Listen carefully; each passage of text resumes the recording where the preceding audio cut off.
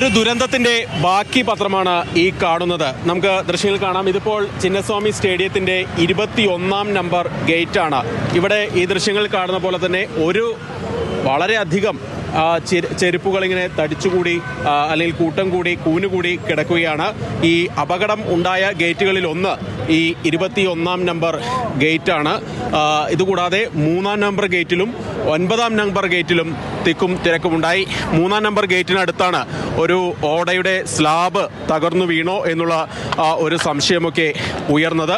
ഏതായാലും ഈ പ്രദേശത്ത് ഇതാണ് കബൺ റോഡിൽ നിന്നുള്ള എൻട്രി. ഈ ഭാഗത്ത് വലിയ തോതിലുള്ള തിരക്കാണ് അനുഭവപ്പെട്ടത്. ഇതാ പോലീസ് വെച്ച ബാരിക്കേഡൊക്കെ മറിഞ്ഞു കിടക്കുന്നത് നമുക്ക് ഇവിടെ ദൃശ്യങ്ങളിൽ കാണാം.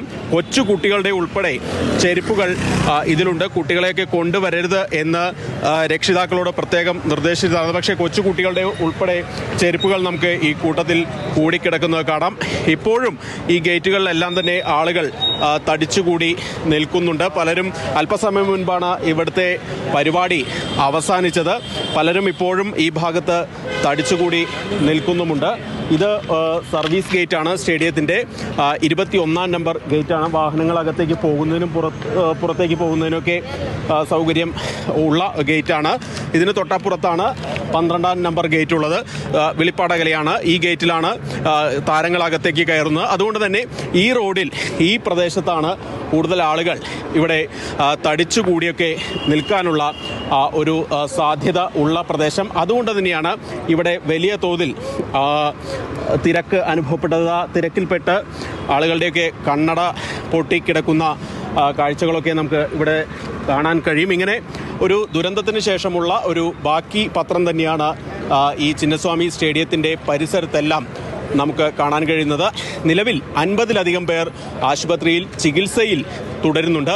ഇതിൽ ചില ആളുകളുടെയൊക്കെ നില ഗുരുതരമായി തുടരുകയാണ്. ആളുകളെ വിദഗ്ധ ചികിത്സയ്ക്കായി മറ്റ് ആശുപത്രികളിലേക്കൊക്കെ മാറ്റിയിട്ടുണ്ട്. നിലവിൽ ഈ നഗരപരിധിയിലുള്ള സ്റ്റേഡിയത്തിന് ചുറ്റുമുള്ള 4 ആശുപത്രികളിലാണ് ആളുകളെ ഇപ്പോൾ പ്രവേശിപ്പിച്ചിരിക്കുന്നത്. 11 പേർക്ക് ജീവൻ നഷ്ടമായിട്ടുണ്ട്. ഇതിൽ സ്ത്രീകളും കുട്ടികളുമുണ്ട്. ഇതിൽ ഒരു കുട്ടിയെ തിരിച്ചറിഞ്ഞിട്ടുണ്ട്. ദിവ്യാൻഷു എന്നു പേരുള്ള ഒരു 14 വയസ്സുള്ള 9-ാം ക്ലാസ്സിൽ പഠിക്കുന്ന കുട്ടിയാണ്. അച്ഛനും അമ്മയ്ക്കും ഒപ്പമാണ് കുട്ടി ഈ വിജയാഘോഷ പരിപാടിയിൽ പങ്കെടുക്കാൻ എത്തിയത്. ഏതായാലും ആ കുട്ടി മരിച്ചു. കുട്ടികളെയൊക്കെ ഇങ്ങോട്ട് കൊണ്ടുവരുന്നത് എന്ന് പറഞ്ഞാൽ പോലും കൂടുതൽ ആളുകൾ ഇവിടേക്ക് വരുന്നു. മറ്റൊരു പ്രധാനപ്പെട്ട കാര്യം, ഈ വിധാൻ സൗദയിൽ പരിപാടി, വിജയാഘോഷ പരിപാടി, സർക്കാരിൻ്റെ ഔദ്യോഗിക പരിപാടി നടക്കുന്നതിനിടയിലാണ് ഇവിടെ അപകടം ഉണ്ടാകുന്നത്. ഏതായാലും അതിനുശേഷമാണ് വിക്ടറി പരേഡ് എന്ന പേരിൽ വിജയാഘോഷ റാലി വിധാൻ സൗദയിൽ നിന്ന് ഈ കാണുന്ന വഴിയിലൂടെ ചിന്നസ്വാമി സ്റ്റേഡിയത്തിനകത്തേക്ക് വെച്ചിരുന്നത്. ഏതായാലും ആ വിക്ടറി റാലി കൂടി ഉണ്ടായിരുന്നെങ്കിൽ ഒരുപക്ഷെ കാര്യങ്ങൾ കൂടുതൽ കൈവിട്ടു പോയേനെ. അതുകൊണ്ട് തന്നെയാണ് രാവിലെ ഈ വിജയാഘോഷ റാലിക്ക് പോലീസ് അനുമതി നിഷേധിച്ചത്. പിന്നീട് വലിയ സമ്മർദ്ദങ്ങൾക്കൊടുവിലാണ് ഈ KCAയുടെയും RCB മാനേജ്മെന്റിന്റെയും ഭാഗത്തു നിന്നുള്ള വലിയ സമ്മർദ്ദങ്ങൾക്കൊടുവിലാണ് റാലിക്ക് അനുമതി നൽകിയത്. നിലവിൽ സ്റ്റേഡിയത്തിൻ്റെ ഈ ഭാഗത്തൊക്കെ ആളുകൾ ഇപ്പോഴും കൂടി നിൽക്കുന്നു. പരമാവധി ആളുകളെ ഇവിടെ നിന്നെല്ലാം പിരിച്ചുവിടാനുള്ള നടപടികളൊക്കെ പോലീസ് ചെയ്തിട്ടുണ്ട്. ഏതായാലും ഇപ്പോൾ ഏതാണ്ട് തിരക്ക് നിയന്ത്രണ വിധേയമായിട്ടുണ്ട്. ഇതിന് തൊട്ടപ്പുറത്താണ് കബൺ പാർക്ക് മെട്രോ സ്റ്റേഷൻ.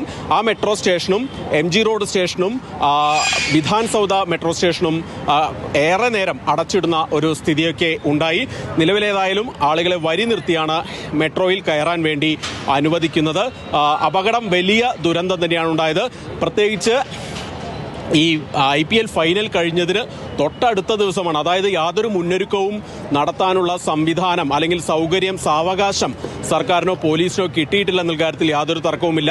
RCBയും KCAയുമാണ് ഇതിൻ്റെ പ്രധാന സംഘാടകർ. BCCI ഇതിനോടകം തന്നെ ഇത് സംബന്ധിച്ച് യാതൊരു ഉത്തരവാദിത്വമില്ല എന്ന് പറഞ്ഞ് കൈയൊഴിഞ്ഞു കഴിഞ്ഞു.